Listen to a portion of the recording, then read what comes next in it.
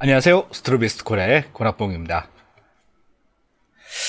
네, 오늘은 이 아이패드 에어 M1이죠. M1. 이거 5세대 아이패드인데, 이걸 가지고 사진 작업으로 이용을 할 때, 충분히 좋은 어떤 그런 결과물을 만들 수가 있는지, 그러니까는 노트북 대용으로 들고 다녀도, 이걸로 충분히 간단한 작업 정도는 할 수가 있는지, 거기에 대해서 한번 알아보도록 하겠습니다.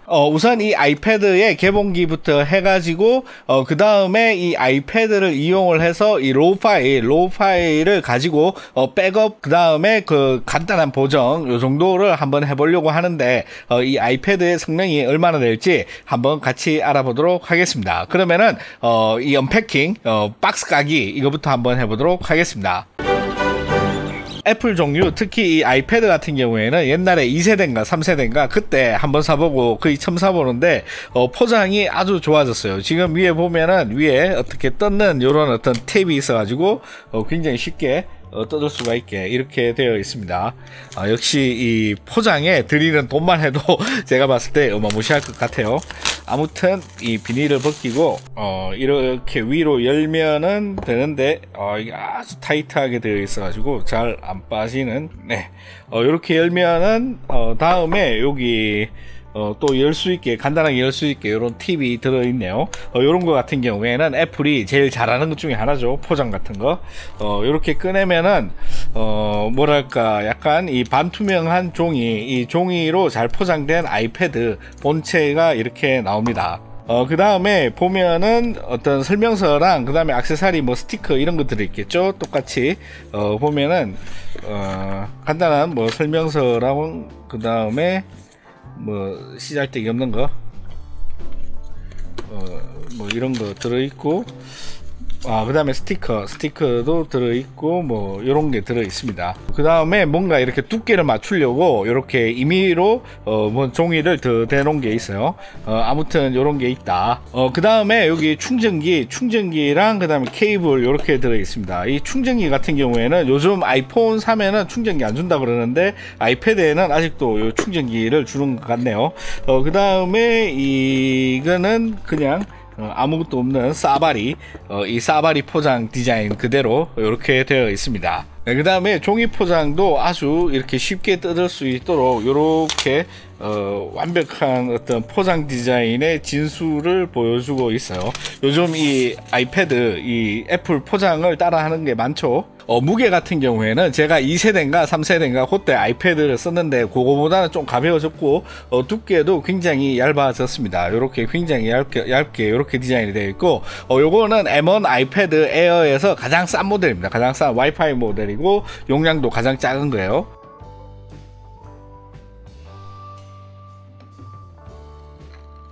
지금 붙인 이 필름은 이렇게 종이 질감, 만졌을 때 이렇게 종이 질감 내는 펜용 그런 필름을 붙였어요. 대충 붙여가지고 대충 쓰다가 이거 갈아주면 되기 때문에 크게 뭐 이렇게 신경 쓸 필요는 없는 것 같고, 다른 애플 기기는 똑같이 이렇게 언어부터 해가지고 처음에 이렇게 설정을 해주면 됩니다. 아이패드 업데이트 하는 동안에 여기 아이패드에 사용하기 위한 외장하드 겸 각종 이 동글 모음, 이 USB 포트라든지 HDMI 포트 뭐 기타 등등을 이 SSD에다가 바로 저장할 수 있는 이 액세서리를 조립을 해 보도록 하겠습니다. 요거 같은 경우에는 아카시스에서 나온 건데 여러가지 기능이 한꺼번에 다 되는 거예요. 가장 중요한 기능은 이 SSD를 안에 넣어 가지고 두 개를 안 들고 다녀도 된다. 한 개의 동글로 다 되는 그게 아주 유일한 방법입니다. 물론 이 애플 제품을 선택을 했으면은 이런 어떤 액세서리 지옥에서 벗어날 수 없는 점은 다들 알고 계시죠.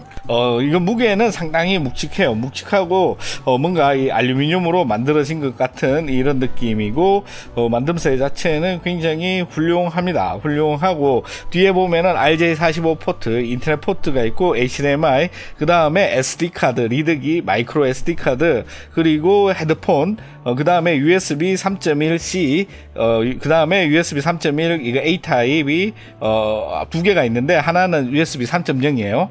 그 다음에 여기 보시면은 요거는 이제 PC, 그 다음에 요거는 이제 PD, 이거는 파워를 입력하는 데고, 요거를 이제 아이패드에다가 연결을 해가지고 이 동글을 사용할 수가 있습니다. 우선 여는 방법은 위로 당기니까 요런 식으로 탁 열리네. 열려가지고 당기는 건가? 그냥 여는 거네. 자석이랑 여기 보면은 여기 볼 같이 되어 있는 게 요게 이제 눌려가지고 딱 걸리게 되어 있는 그런 방식입니다. 요 반대쪽에도 하나 볼이 되어 있어요.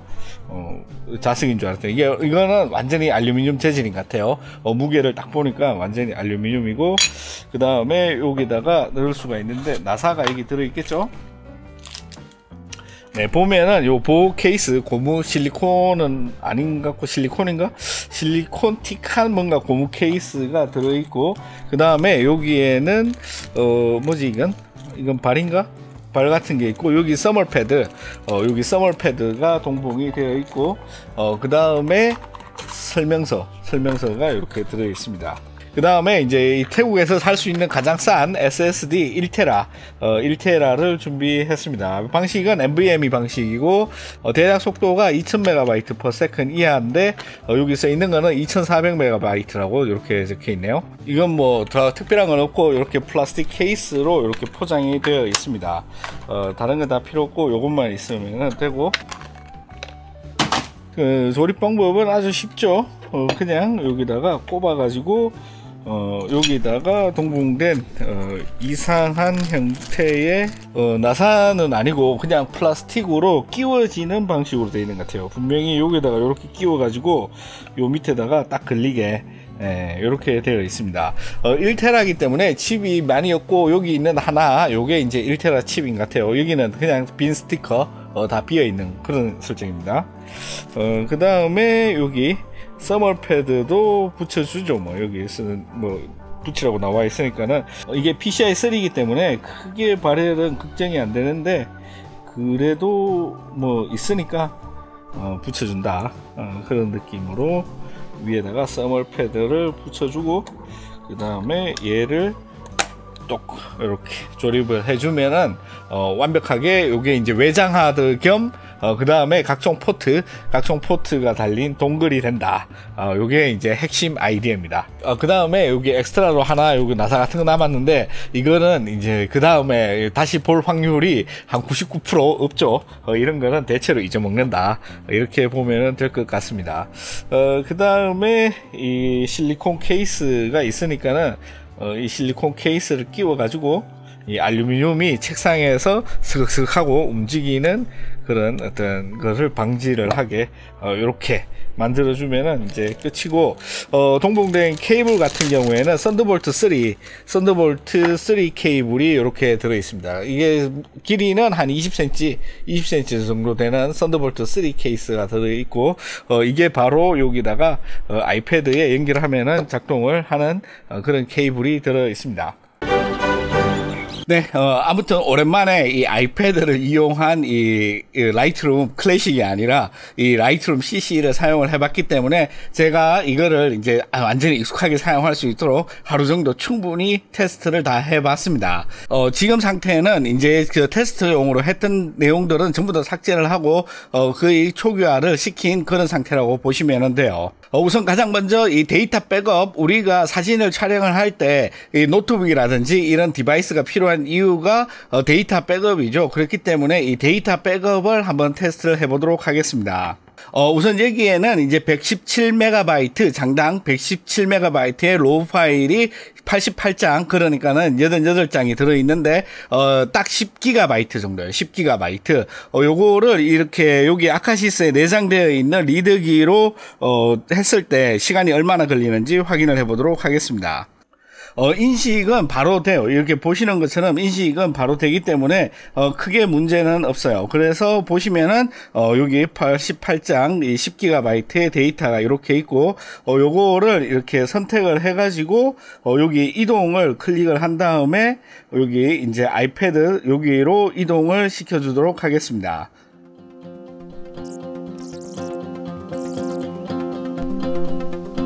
네, 지금 완료가 됐는데 지금 스탑워치로 1분 42초가 걸렸어요. 그런데 제가 좀 늦게 클릭을 했기 때문에 대략 한 2분 정도 걸렸다, 이렇게 볼 수가 있습니다. 일반적인 이 리더기 UHS-1 리더기를 사용을 해가지고 USB 5GBps 짜리, 그러니까는 USB 3.1 제너레이션 1으로 했을 때는 대략 한 1분 정도 걸렸어요. 거기에 비해서 한 2배 정도 걸린다. 여기 있는 이 아카시스 리더기를 바로 이용을 했을 때 이 정도 걸린다, 이렇게 생각하시면 될 것 같습니다. 이 리더기를 여기에다가 USB로 꼽아가지고 이 리더기에서 다시 여기로 가는 요 속도를 한번 테스트 해보도록 하겠습니다. 여기 USB 3.1 제너레이션 여기가 이제 10GBps 짜리 포트에다가 꼽았어요. 보시는 대로 일반적인 리더기, USB 리더기도 잘 인식이 되는 거를 확인을 할 수가 있습니다.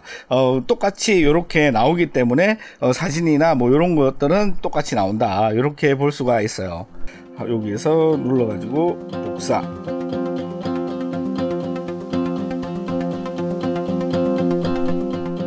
리더기를 이용한 복사 역시 1분 59초, 그러니까는 여기 아카시스에 달린 리더기랑 속도 차이는 없는 것 같아요. 거의 2분 걸렸다, 이렇게 볼 수가 있어요. 그러면은 USB 10GBps를 이용하는, 그러니까 제너레이션 2를 이용하는 이 장비를 이용을 해서 똑같은 파일을 한번 또 복사해 보도록 하겠습니다. 요것도 마찬가지로 10GBps 여기 USB 포트에다가 꼽아 놓은 상태예요. 여기에 있는 젠2, 그러니까 10GBps USB 포트에다가 끼운 데는 대략 한 1분 8초 정도 걸렸으니까는 확실히 2배 정도 속도가 나온다, 이렇게 볼 수가 있습니다. 그 다음에는 다른 외장 SSD에서 여기 있는 여기 아카시스 외장 SSD로 복사하는 속도를 한번 재보도록 하겠습니다. 파일은 다 똑같아요. 네, 이 SSD를 이용해 가지고 여기 있는 SSD로 복사할 때는 확실히 속도가 22초밖에 걸리지 않았어요. 컴퓨터에서는 약 한 30초 정도 걸렸는데 컴퓨터에서보다 조금 더 빠른 속도다, 아니면은 비슷한 속도다, 이렇게 볼 수가 있습니다. 그렇기 때문에 이런 여러 가지 메모리 카드나 이런 것들은 메모리 카드 리더기라든지 메모리 카드 자체 속도에 따라 가지고 여기에다가 이렇게 백업을 할 수 있는 속도가 결정된다, 이렇게 보는 게 가장 맞을 것 같습니다. 물론 제가 테스트는 다 해봤는데 일일이 다 보여드리는 거는 조금 문제가 있고, 일반적인 UHS-2 버전의 메모리 카드 역시 작동하는데 무리가 없고, 그 다음에 CF 익스프레스 카드 역시 리더기를 통해 가지고 백업하는데 문제가 없습니다. 물론 여기 보이는 마이크로 SD 카드 이것도 직접 연결이 가능하니까는 전혀 문제가 없이 사용을 할 수가 있어요. 그래서 제가 봤을 때 SD 카드나 마이크로 SD를 사용하시는 분 같은 경우에 이 아카시스의 동글, 그러니까는 허브를 이용했을 때 제가 봤을 때 가장 간편하게 사용을 할 수가 있고, 그게 아니라 UHS-2 이 10GBps USB를 달고 있는 리더기를 사용을 한다든지, 혹은 이 CF 익스프레스 카드 같은 이 10GBps 리더기를 사용했을 때 가장 큰 효과를 볼 수가 있다. 그 다음에 외장 하드, 그러니까 추가적인 SSD, 여기에 들어있는 요 SSD로 이제 저장 공간이 모자랄 때 뭐 임시 방편으로도 충분히 연결을 해가지고 빠른 속도로 사용을 할 수가 있다, 이렇게 볼 수가 있습니다. 작업을 할 때 이 백업 문제 같은 경우에는 일반적인 컴퓨터와 속도 면에서는 크게 다르지 않고, 물론 이 5GBps를 이용하는 이 제너레이션 1 USB를 사용했을 때는 살짝 느린 감은 있지만, 아무튼 백업에서는 크게 문제가 없다. 대신에 이 인터페이스, 이 애플에서 제공하는 이 파일 앱, 이 앱을 이용한 이런 이 복사라든지 이런 것들은 상당히 불편하다, 이렇게 볼 수가 있어요. 더불어서 이 윈도우와 호환을 하려면은 이런 저장 장치들의 포맷이 EXFAT 방식만 사용을 할 수가 있고, NTFS 같은 경우에는 조금 사용하기가 힘들다, 이렇게 볼 수가 있습니다. 물론 읽어 드릴 수는 있는데 보이기는 보이지만은 복사라든지 이런 것들이 좀 힘들 수가 있다, 이렇게 볼 수가 있고, 여러분들이 뭐 굳이 윈도우랑 호환하지 않고 맥만을 사용을 한다, 그럴 경우에는 맥 전용 포맷으로 포맷을 한 경우에 뭐 더욱더 잘 사용을 할 수가 있겠죠. 아무튼 애플의 이런 하드 포맷에 따라 가지고 제약이 약간은 있다. EXFAT가 그렇게 좋은 포맷이라고는 저는 생각을 하지 않기 때문에 그 점은 충분히 단점이라고 볼 수가 있습니다. 네, 그 다음에는 이 라이트룸에서 파일을 가지고 오는데 얼마나 시간이 걸리는지 한번 체크해 보도록 하겠습니다. 여기 있는 요 SSD에서 라이트룸으로 파일을 88장, 각 장은 117MB 정도 되는 그 정도 크기다. 이렇게 볼 수가 있어요. 현재 라이트룸 CC 같은 경우에는 아무런 이 사진이 불러오지 않은 그 처음 상태다. 이렇게 볼 수가 있습니다. 그래서 이렇게 파일에서 가지고 오기 해가지고 여기 있는 파일을 선택을 하고 여기 선택, 전체 선택, 그 다음에 열기를 해서 가지고 오도록 하겠습니다. 지금 보시면은 아무 일도 일어나지 않은 것 같아가지고 여러분들이 헷갈릴 수도 있는데 요 위에 보시면은 가져오기 준비 중 요렇게 뜨죠. 여기에 이제 숨어 있어요. 그래서 아무 일도 일어나지 않은 거 아닌가 이렇게 생각하신 분들은 요 위에 구름 모양 요거를 참고해 주시면 됩니다. 네, 이제 서서히 이제 사진이 가져오기 시작합니다. 더불어서 제가 이 클라우드에 연결이 되어 있기 때문에 어도비 클라우드로 또 사진도 또 전송을 동시에 하고 있다. 이렇게 보시면 돼요. 네, 88장의 사진은 전부 다 가지고 왔어요. 2분 30초 정도 걸리니까는 가지고 오는 데만은 2분 30초 정도 걸리고 이 가지고 온 이 사진을 클라우드로 지금 업로드 하는 데는 많이 시간이 걸리는 것 같습니다. 지금 약 한 33% 정도 됐다고 하니까는 이거는 조금 더 시간이 많이 걸릴 것 같아요. 기다리려고 그랬는데 장당 117MB이기 때문에 시간이 지금 5분 30초가 지났는데도 불구하고 88장 중에서 74장이 남아 있어요. 그래서 시간이 한 1시간 정도 걸리지 않을까. 그래서 저는 일시중지. 보시면은 요렇게 이걸 만소린이라 그러나요? 요런 식으로 사진을 보여주기 때문에 사진의 크기가 제각각이다. 이거는 클래식을 사용하신 분들은 다들 알고 계시죠? 아무튼 이런 식으로 미리 보기를 해서 보여준다. 요렇게 볼 수가 있고, 별점을 매길 때는 여기에서 바로 별점을 매길 수는 없고 사진을 선택을 하고 그 다음에 다른 일반적인 것과 마찬가지로 요렇게 별점과 깃발 요런 작업을 할 수가 있다. 그 다음에 다시 뒤로 가기를 눌러줘야 된다. 그래서 여기에서만 보고 바로 그냥 별점을 매길 수는 없다. 이렇게 볼 수가 있습니다. 그 다음에 이렇게 밑에서 스트림 보기로 했을 때는 여기서 이제 바로 이렇게 별점 작업이라든지 셀렉트 작업을 할 수가 있기 때문에 이런 점들은 이렇게 익숙하게 사용을 한다면은 사진을 셀렉하는 정도의 요 정도 작업은 이 아이패드에서 충분히 할 수가 있는 것 같다. 저는 그렇게 보고 있습니다. 사진 보정 역시 일반적인 라이트룸과 거의 똑같은 방법으로 보정을 할 수가 있고, 빛에 들어가 있는 것들은 이제 노출 관련된 여러 가지 슬라이드가 들어가 있다. 그 다음에 색상, 효과, 세부 정보, 광학, 도형 이렇게 있고, 요 끝에 있는 요런 것들로 이렇게 브러쉬라든지 뭐 기타 등등 뭐 이런 것들을 이제 사용을 할 수가 있는 그런 점이 있으니까는 크게 클래식하고 보정하는 것 자체는 크게 다르지가 않다. 이렇게 볼 수가 있습니다. 물론 이렇게 보정을 할 때도 이 보정하는 느낌 자체가 이 손가락을 이용을 해서 내가 이렇게 정밀하게 움직여야지 되기 때문에 이런 점들 같은 경우에는 컴퓨터에서 마우스를 이용해서 작업하는 것보다는 확실히 둔한감이 있는 거는 사실이다. 이렇게 볼 수가 있습니다. 그렇다고 해서 이 블루투스 마우스를 연결할 수가 없냐? 그건 아니에요. 여기 보이시는 이 로지텍 일반적인 블루투스 마우스도 충분히 이게 커넥팅이 돼가지고 여러분들이 보이시는 대로 동그라미 마우스 포인트가 나옵니다. 그래서 이 마우스 포인트를 잡고 이렇게 움직이는 것도 가능한데 이 아이패드를 한 손에 들고 이렇게 작업을 해야지 되는 상태에서는 이 마우스를 잡고 움직이는 게 더 불편하다. 더 정밀도가 떨어진다. 그래서 아이패드를 사용할 때는 이 마우스보다는 손가락이 더 편하다. 그런 점을 많이 느꼈습니다. 그게 아니라 아마 이 애플 펜슬을 이용을 하면은 조금 더 낫지 않을까 그런 생각도 해봅니다.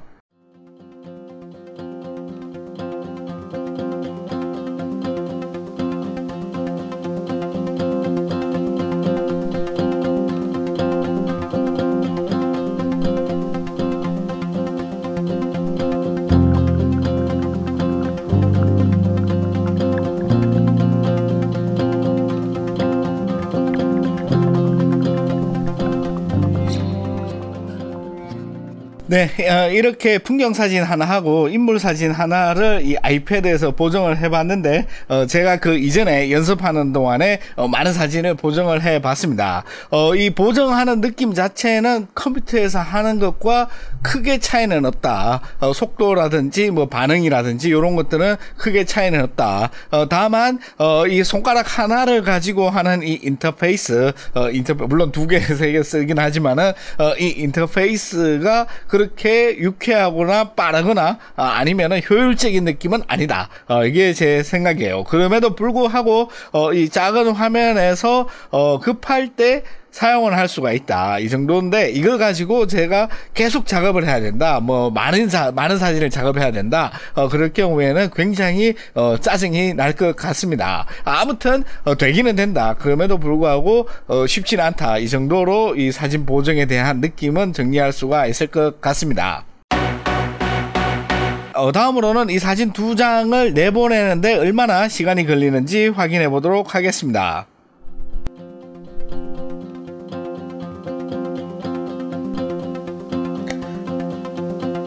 네, 대략 2장을 내보내는데 1분 정도 걸리니까는 한 장에 30초는 충분히 걸린다. 이렇게 볼 수가 있어요. 이 속도라면은 매우 느린 속도다. 여기에서 내보내기는 쉽지가 않다. 저는 그렇게 생각을 합니다. 그 다음으로 이 사진 한 장을 포토샵으로 가지고 가는데 얼마나 걸리는지 한번 보도록 하겠습니다.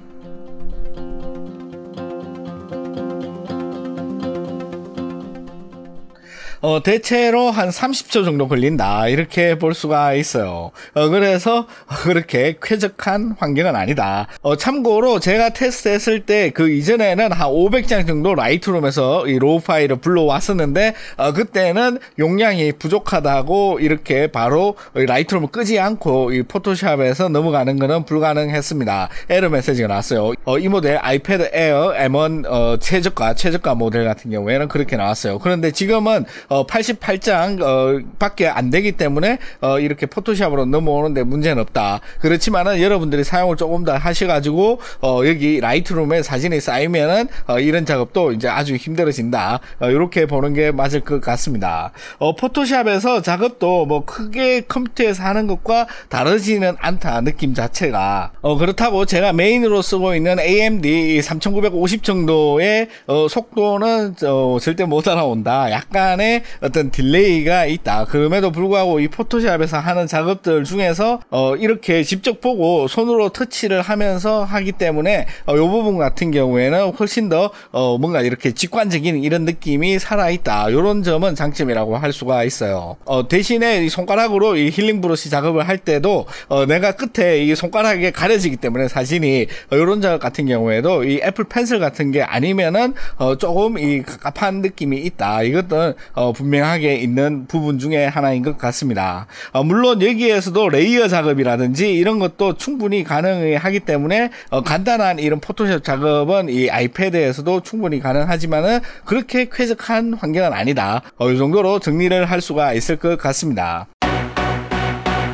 자, 그래서 제가 이렇게 아이패드를 이용을 해가지고 사진 작업에서 사용할 때 어떤 느낌이 들었는지 종합적으로 말씀을 해보자면은 일단 이 애플의 이 세계로 넘어오는 순간 이게 자체는 굉장히 가볍고 간단하지만은 여러분들이 보시는 대로 이런 추가적인 동글이라든지 여러가지 액세서리들은 항상 주렁주렁 가지고 다니는 거는 어쩔 수 없다. 그리고 이 아이패드 안에 내부의 메모리를 뭐 1테라, 2테라씩 넣어가지고 거기서 사진 작업을 하려고 한다면은 거의 뭐 돈이 엄청나게 든다. 이 아이패드가 이게 1테라, 2테라가 나오는지는 모르겠어요. 아무튼 그런 느낌이 든다. 그렇기 때문에 이런 항상 외장 장비들, 이런 동글 지옥이라 그러죠. 이거는 벗어날 수가 없다. 지금은 더 심해졌다. 저는 그렇게 생각을 합니다. 그 다음에 이 라이트룸이라든지 이 포토샵 이 자체로는 그럭저럭 쓸만하다. 쓸만하지만은 인터페이스, 이 손가락을 이용한 인터페이스 이 자체가 그렇게 작업을 하는 데는 편리하지가 않다. 그 다음에 제가 그 이전에 말씀을 드리진 않았지만은 타이핑 작업들 뭐 제목이라든지 뭐 태그라든지 요런 타이핑 작업을 할 때는 거의 뭐 최악이기 때문에 별도의 키보드가 달려있지 않는 이상은 그런 작업을 아이패드에서 시도하지 않는 게 제가 봤을 때는 정신 건강에 이로울 것 같습니다. 그 다음에 전문적인 사용의 입장에서 본다면은 이 아이패드 같은 경우에는 이 색감, 이 스크린의 색상 조정이 불가능하다. 그러니까는 이 캘리브레이션이 불가능하기 때문에 전문적인 작업을 하기에는 굉장히 무리가 있다. 이렇게 볼 수가 있어요. 제가 작업을 한다 그러면은 이 아이패드에서 작업한 사진을 그대로 제가 가지고 있는 캘리브레이션 된 모니터로 가지고 와서 다시 한번 미세한 색감을 조정을 할 그런 필요성이 있다. 그렇게 볼 수가 있습니다.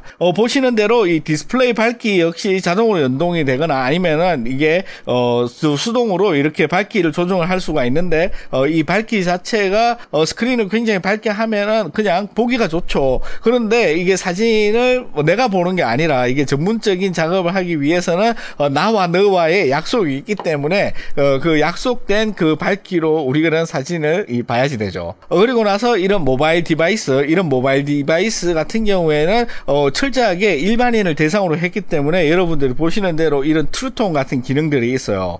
이런 기능들을 사용을 했을 경우에 내 주변 환경의 빛에 맞춰 가지고 가장 뭐 정확한 색상을 뭐 보여준다 이런 식으로 말을 하는데 이렇게 환경에 따라서 스크린 색상이 바뀌는 게 제 입장에서는 이건 최악이죠. 이게 최악이기 때문에 밤에 편집했을 때는 이게 보기 좋았는데 낮에 보니까 이거 최악이네 이렇게 될 수가 있는 가능성이 굉장히 높죠. 그렇기 때문에 이 디스플레이에 대한 정확한 이 표준점을 잡을 수가 없다. 이 아이패드를 가지고 그냥 이 아이패드가 뭐 P3 색감을 뭐 표현하기 때문에 좋다 이러는데 그렇게 보기만 좋으면 안 되죠. 이게 정확한 표준을 따라 가지고 내가 이 모니터를 믿고 작업을 할 수가 있는 그런 환경은 굉장히 힘들다 이렇게 볼 수가 있습니다. 마지막으로 배터리 같은 경우에는 지금 이 동글 그러니까는 이 아카시스 허브 이 외장하드 내장 허브를 사용했을 경우에 한 2시간 정도 사용을 하면은 50% 정도 배터리가 소모가 된다 이렇게 볼 수가 있어요. 그렇기 때문에 이 동글을 사용한 작업일 경우에 외부 전원 없이 한 4시간 정도 작업을 할 수가 있다 이렇게 볼 수가 있습니다. 물론 이 정도 같은 경우 뭐 일반적인 랩탑이나 이런 거에 비해서는 굉장히 오래 가지만은 이런 이 동글 작업을 하지 않고 이 아이패드 요것만 단독으로 사용을 했을 때 뭐 10시간 뭐 9시간 이러는데 거기에 비하면은 한 반 정도 되고 지금 여기에서도 열이 팍팍 나기 때문에 보면은 전기를 많이 먹고 있는 거를 실감을 할 수가 있어요. 그래서 제가 봤을 때 맥시멈 이게 완전히 새 제품이기 때문에 맥시멈 4시간 정도 보는 게 낫다 이렇게 볼 수가 있습니다. 자, 그러면은 종합해서 이야기 드리자면은 뭐 간단한 백업이라든지 굳이 내가 이 아이패드를 사용을 하고 있는데 노트북을 따로 사기 싫다. 뭐 나는 이렇게 보통 작업을 집에서 다 하지. 요런 거는 이제 백업이라든지 간단하게 미리 보기 하는 요 정도를 사용을 한다. 이럴 경우에는 제가 봤을 때 이 사진 작업에서 아이패드가 가지는 의미가 있지만은 이게 아니라 진지하게 사진 작업을 하려고 했을 때 이 iOS가 가지고 있는 한계는 분명하게 있다. 맥OS로 넘어갈 수밖에 없다. 캘리브레이션이라든지 여러 가지 이런 것들 때문에 그런 점은 있다. 이렇게 볼 수가 있어요. 그래서 이 완전히 노트북 대용으로 사용하기 위해서 아이패드를 구입을 하는 거는 제가 봤을 때는 조금 애로사항이 있을 것 같고 그게 아니라 이왕 뭐 다른 데 쓴다든지 뭐 이왕 있으니까는 이것도 사진 작업에 한번 사용해보자. 이런 경우에 오히려 더 적합할 것 같습니다. 간단한 이 백업과 미리 보기 이 정도에서 만족하시는 게 정신 건강에 굉장히 이로운 게 아닌가 그렇게 생각을 하면서 이 아이패드 에어 M1을 사진 작업에 이용했을 때 어떤 기분인지 한번 리뷰해 봤습니다. 어떻게 재밌게 보셨는지 모르겠고요. 다음 시간에는 더욱 즐겁고 재밌는 이야기로 또 찾아뵙도록 하겠습니다. 고맙습니다.